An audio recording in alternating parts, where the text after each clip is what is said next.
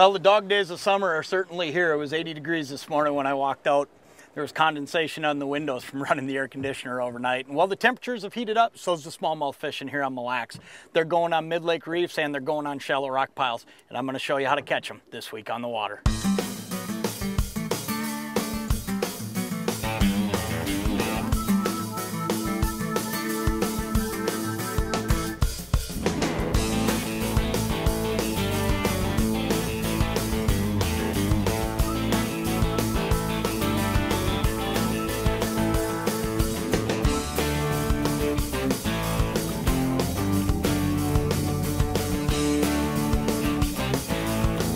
There he is. That's a great example right there of a smallie that's right on top. You know, look at him go. Holy, I'll tell you what, I worked around the edge right away when we got here. And I wasn't getting them out off the edge. And you know, it's pretty early in the morning, and I guess it's really not that early, but it's early for smallmouths. So a lot of times these fish will really crank up come the noon hour. This is a great way to start our day right there. Look at that. But he was right up on top. When you get fish right up on top like that, they'll hit a topwater bait. One of the neat things about where we're fishing is the fact that you can fish something that works down low in the water column or something that works up high. And I'm going to show you what I mean as we go today. But the reason I'm fishing what I'm fishing here is because these fish are still feeding on minnows. Okay? This guy was right up on top of this reef.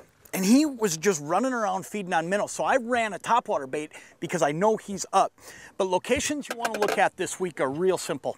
You're looking for rock piles that are adjacent to shorelines, okay? This is a huge reef that comes off the shoreline where I'm fishing right now. And I'm just looking for those spots. And you can find them on your map. You all of a sudden see those contours come up and there's a rock pile here, there's a rock pile there. And I've got 3 or 4 more over here that are all holding smallmouth bass. The other spots you want to look at are mid-lake reefs. Now we're going to look at some of those a little bit later today. But when you get out on a mid-lake reef, there's always spots on those reefs that are the same. You just want to look around for those spots that really top out high. Now one thing, and I said it again last week and I'm going to say it again this week, these fish, the best smallmouth bass you're going to find, the biggest ones, all really like having deep water nearby. So when you're looking for these rock piles, look for something that comes up to 3, 4, 5, 6 feet this week, but then look for those rock piles that also drop into 8, 9, 10 feet of water and you'll have a gold mine. That's a great smallmouth and a super way to start our day right there.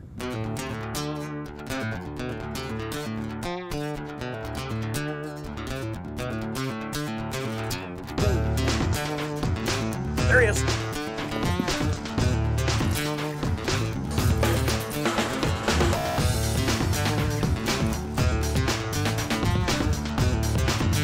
There he is. Oh, missed him.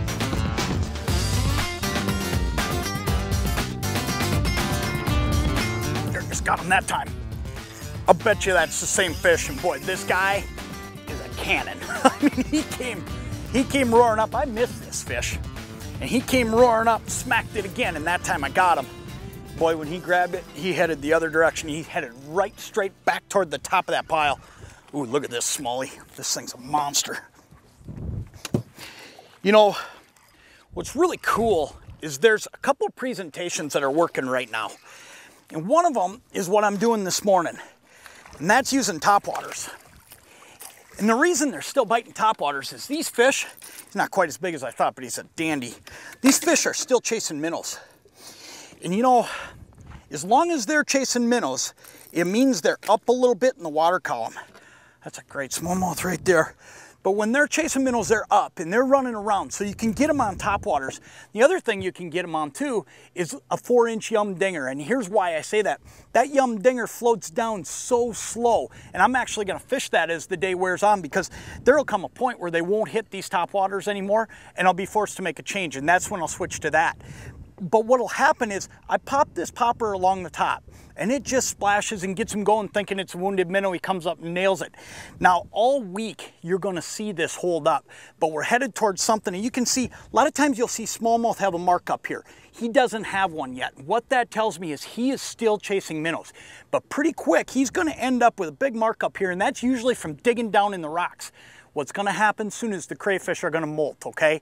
When that happens, you'll see pink crayfish on top of all these reefs if you're on shallow enough reefs to be able to see down. And that's when these smallmouth really go crazy feeding on those things. Now when that happens, you're going to have to fish something more down on the bottom, like maybe a Lindy What's-It jig, something that you can put down there. It's got some weight to it, or that same yum dinger I was talking about with a weight, okay? Because you're going to need to work along the bottom. But for right now, boy, I'll tell you what, it's a ton of fun throwing something like a topwater on a mid-lake piece of structure and watching a fish come flying out of the water and hit it. That's a great smallmouth right there. We'll let him go.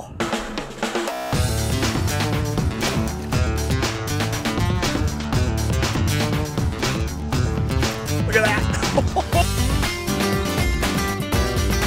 Oh, look at that, he got him. There it is. The equipment I'm using to catch smallies, it's really not that complicated.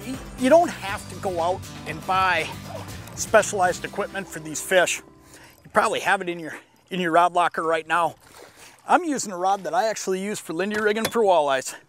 It's a medium action, it's a fast tip.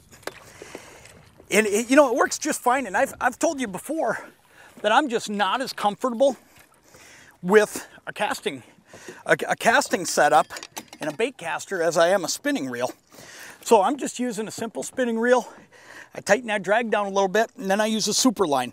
The main reason for that super line is because when a fish like this hits, you have to be able to pull back and really put the screws to them. With a super line, I'm also able to turn that drag down and make it tighter so that there is no way that this fish can get away when he sticks it good. Now, when I'm fishing a worm, I'm going to do the same thing. I'm going to use the same type of program, but what I am going to do different there is I'm going to use a fluorocarbon leader. I'm going to use a 15-pound fluorocarbon leader tied to a swivel, and that's tied directly then to that super line. And the super line is going to be a 15 to 20-pound braid. It's going to allow you to feel every bite, get a good hook set on everything, so when you're fishing that worm, you can still feel that tick-tick, or when that fish explodes on it like this guy just did, I'm able to just put the screws on him and get after him right away. One more thing, when you're fishing that worm, I had my son out here this weekend. He's 11 years old and he's just learning how to fish a worm. You know what works really good is using a super line with just a circle hook. I used a #1 circle hook for him, and what that allowed us to do is just cast him. When he felt that weight or felt that hit, he could just lift the rod tip up and reel. Now if you're experienced, you're going to use a 1/0 or a 2/0 worm hook like I'm using. Either way, you're going to catch a lot of smallmouths, and this is a great place to go teach somebody to do it. Mille Lacs Lake is loaded with them.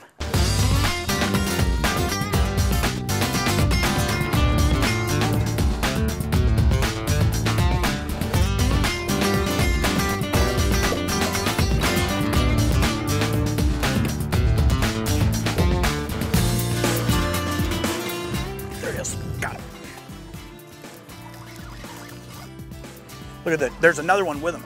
See that? There's another big one. There's 2 big ones with him. See that? That is so cool when smallmouth do that. And this is a big fish here. And that guy with him was just as big. It just goes to show you that when you got a second guy in the boat, that's when you want to make that cast. Look at the size of that one. Wow. That's a good smallmouth right there. Let's get him all settled down here. You know, the week in front of us just looks great. And let me tell you why. Look at today's weather. Look at the size of that smallie right there.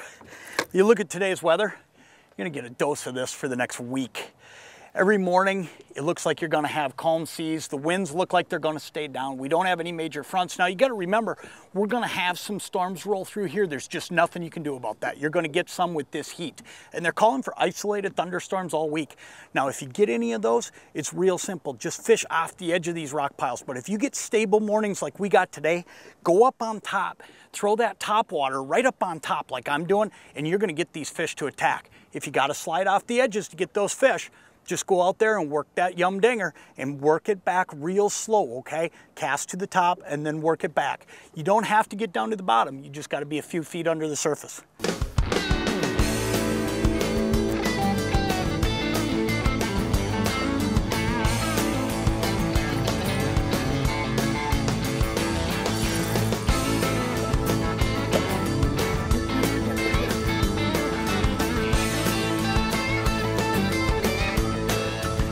Boy, when these guys guys get flying around like this, they are just so much fun to catch. And this is another dandy. Look at that guy. Oh boy. Look at that. I don't know what you can do to have a whole lot more fun than this. This is just a ball, and look at this one. This is the biggest one I've got today. And he is not happy about it. Let's see if we can't get him in here. Look at that smallie. Wow. Boy, it is gonna be a great week of fishing, like I said earlier. Look at how he ate that. He just ate that popper, and look at the size of that smallie. That thing is just a toad. Keys to the catch. Today, actually, I hoped I was gonna get to showing you what you had to do with the worm out here, and I'll tell you what, they are just attacking this topwater right now today, and I haven't even gotten to the worm. I'd need another 20 minutes to show you because we're catching them so fast doing this. What you're gonna need to do when you come out here this week is you're gonna have to get up on tops of these structures, and you're gonna have to just work them. And all I'm doing, I'm basically anchoring the boat with my trolling motor, and I'm fan casting around, and I'm just working these areas over and over. And you know, a difference of 5 feet per cast can make a difference, because these fish, they're full. I mean, look at how big that fish is. Look at that belly. They're full of minnows, so you gotta put it right in front of them, and you're gonna actually antagonize them. That's what you're gonna wanna do this week. Bring your pop-Rs, pop them around, especially in the morning or when you got calm conditions. If you're not getting them to go, slide off the edge and work that yum dinger, and you'll catch plenty of fish this week.